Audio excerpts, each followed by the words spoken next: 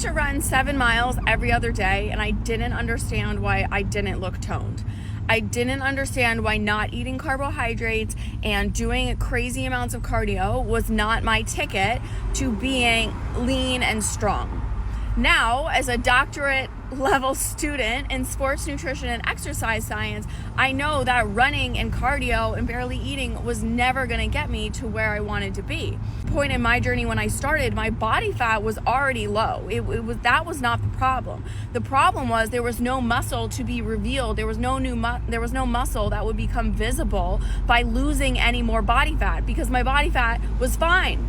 So what I actually needed to do was start lifting weights and eating appropriately. Even if your body fat is slightly higher than you want it to be right now, if you are not lifting, you will not be able to get toned, because being toned means having muscle that's visible through a healthy layer of body fat. It doesn't literally mean that it has to be healthy, but that's what we're going for. We're not going for excessive levels of leanness. We're going for a level of body fat that you can easily maintain. So how do we do this?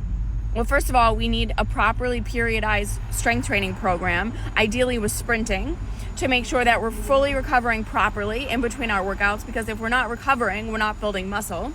And if we're introducing sprinting instead of traditional aerobic cardio, anaerobic cardio means that the body continues working up to 72 hours even after the activity stops.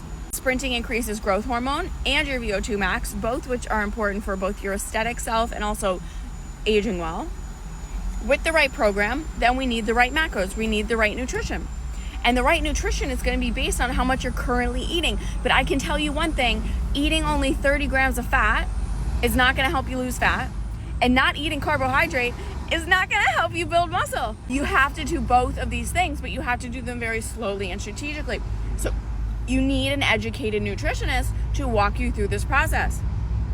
And then the other side of the coin is you need to be addressing the mindset, fears, and the limiting beliefs that you have and food anxiety around some of these choices that have been ingrained in you for maybe years, maybe even decades, right? Why are we afraid of carbs? Why are we afraid of eating fat?